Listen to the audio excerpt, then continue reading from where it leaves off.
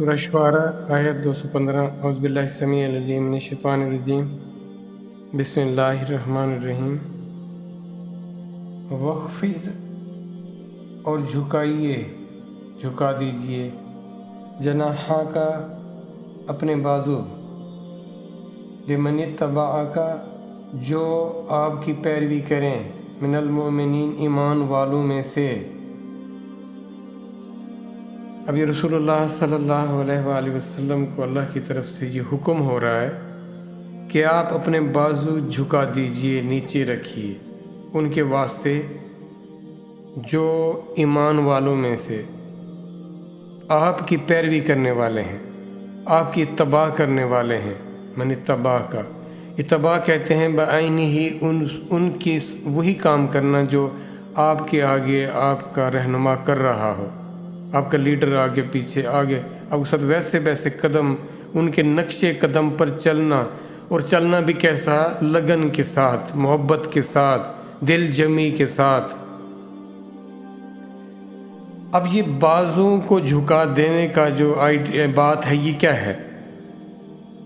یہ دیکھیں کہ انسان اپنے جو اس کا بیہیویئر ہوتا ہے، جو اس کا ایٹیچیوڈ ہوتا ہے، وہ یا اس کا جو کردار ہوتا ہے یا جو اس کے اعمال ہوتے ہیں وہ اپنے ہاتھوں سے کرتا ہے۔ اب یہ ہاتھ کیسے جھکنے کا سے مطلب کیا ہے کہ سر تسلیم جیسے کسی کے آگے کوئی خم کر لیتا ہے، حقیقت میں وہ دیکھیں کسی کے آگے کوئی ہاتھ باندھ کے کھڑا ہو جائے، اس کا مطلب کیا ہے کہ اس نے اپنے بازوؤں کو وہ جھکا دیا۔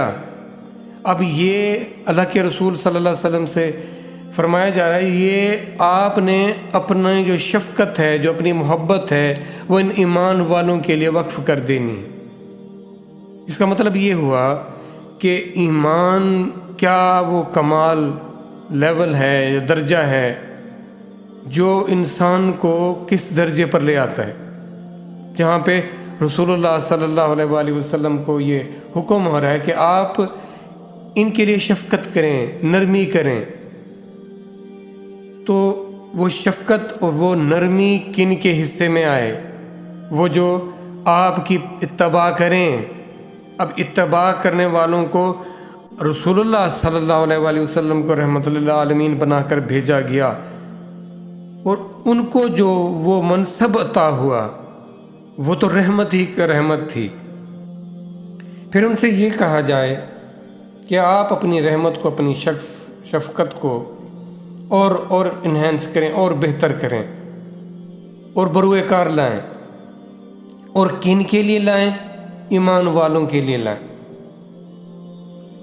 اب دیکھیں یہاں پر اچھا یہی کچھ اب جیسے والدین کے لیے یہ حکم آیا، اولاد کو یہ اللہ کی طرف سے حکم آیا کہ آپ اپنے آپ کو ان کے لیے یہ ایسے الفاظ اس طرح کیا ہے۔ اس کا مطلب کیا ہوا کہ والدین آپ کے ساتھ جو مرضی کریں، آپ نے ان کو اف تک نہیں کہنی۔ آپ کے ہاتھ ان کی محبت میں، ان کی شفقت میں، ان کے احترام میں، ان کے ادب میں جھکے رہنے چاہیے۔ کبھی اپنے ہاتھوں کو ان کے خلاف نہیں لے کر جانا۔ یعنی آپ اپنی ایکٹیویٹیز کو دیکھیں، آپ اپنی جو کام کرتے ہیں ہاتھوں سے کرتے ہیں نا، وہ ہاتھ ان کی محبت میں، ان کے احترام میں، ان کی خدمت میں لگے رہیں، جھکے رہیں، ان کے خلاف نہ اٹھیں۔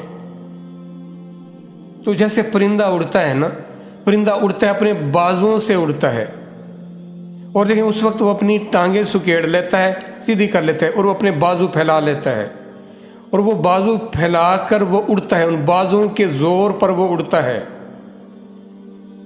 اپنی پرواز کو۔ اگر دیکھیں اگر پرندے کو وہ اس کا مالک بلائے تو وہ اپنی پرواز کو چھوڑ کر اپنے پروں کو سکیڑ کر پروں کو نیچے کرتا ہے، تو وہ اپنی پرواز کو چھوڑتا ہے اور آ کر اس کے پاس بیٹھ جاتا ہے۔ وہ اس وقت اس کے پر پھیلے نہیں ہوتے کہ وہ اپنی پرواز یا اپنی اڑان میں لگا رہے۔ اپنی پرواز، اپنی اڑان کو وہ ان کے لیے، اپنے مالک کے لیے موقوف کر دیتا ہے۔ اپنے پروں کو، اپنے بازوؤں کو گویا کہ وہ سکیڑ لیتا ہے، نیچے کر لیتا ہے۔ تو اس طرح دیکھیں ہر ایک انسان کی اپنی ضرورتیں ہوتی ہیں، اپنے مسائل ہوتے ہیں، اپنے معاملات ہوتے ہیں، اپنی خواہشیں ہوتی ہیں۔ آپ اپنی خواہشوں کو، اپنی ضرورتوں کو مومنین کے لیے اپنی سروسز، اپنی محبتیں، اپنی خدمات، اپنے شب و روز ایمان والوں کے لیے وقف کر دیجئے۔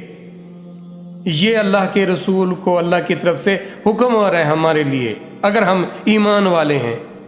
اور ایمان والوں کا کیا خیال ہے کہ وہ اپنے آپ کو ان کی محبت میں، ان کے تعلق میں کتنا پیش کر رہے ہیں۔